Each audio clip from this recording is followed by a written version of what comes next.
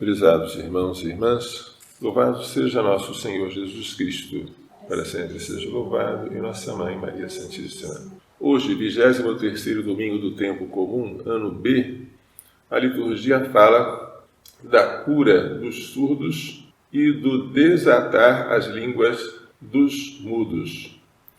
A primeira leitura do profeta Isaías encoraja aqueles que estão no exílio a terem ânimo, a não terem medo, porque o Senhor vem para trazer a recompensa e a salvação.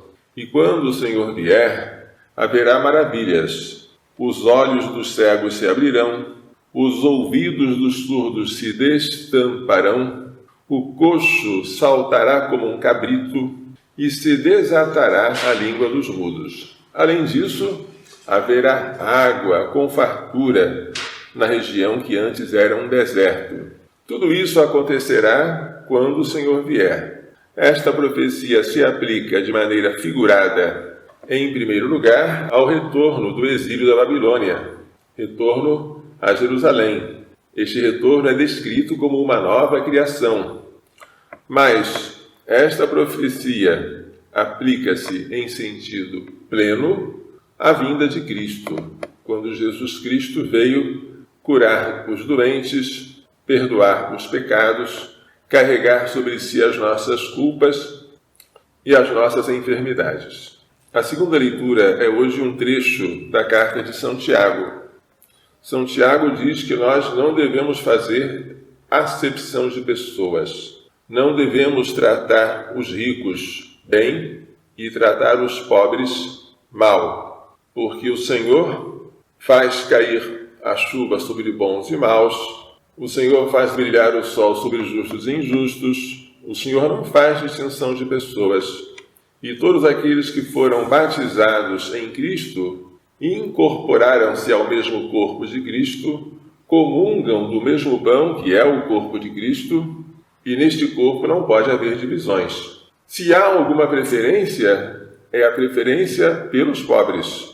Não escolheu Deus os pobres deste mundo para serem ricos na fé e herdeiros do reino que prometeu aos que o amam?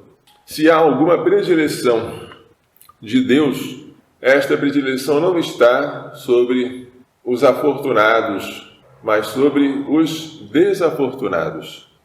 Eles, privados de bens, têm mais facilidade de abrir o seu coração para os bens eternos. Eles, na sua dor, têm mais facilidade de encontrar a Deus do que aqueles que estão na fartura e, por causa disso, muitas vezes esquecem de Deus. Não foi assim que Jesus falou no sermão das bem-aventuranças? Bem-aventurados os pobres em espírito, os humildes, os desapegados, porque deles é o reino dos céus.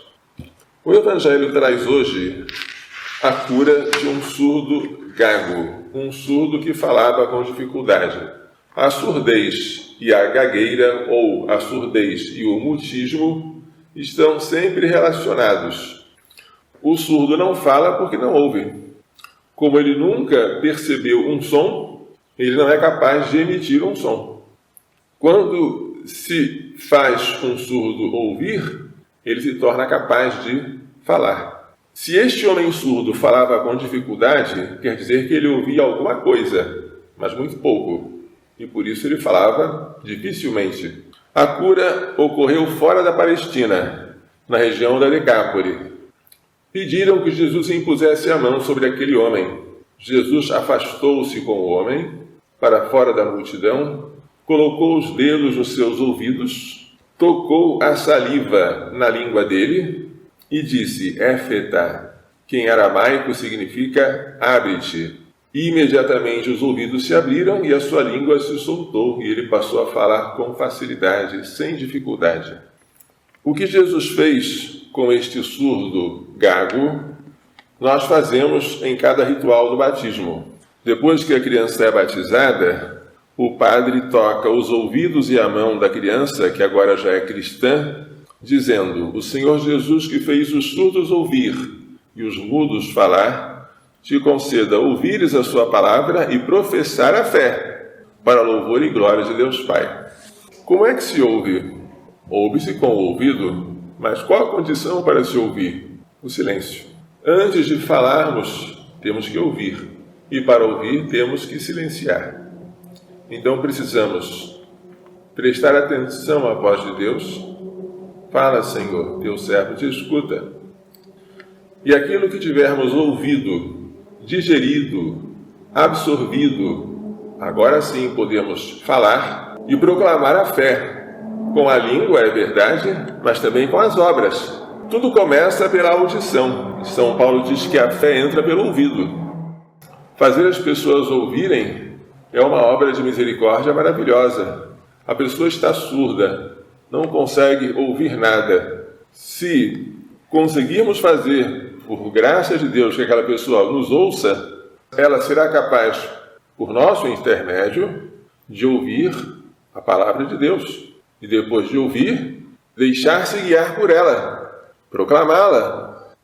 Tantas pessoas há hoje que não ouvem a palavra de Deus porque são surdas e porque ninguém veio curar a sua surdez.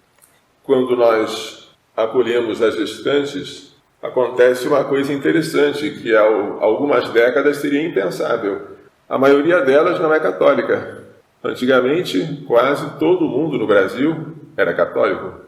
Por que o catolicismo diminuiu? Porque as pessoas deixaram de ouvir.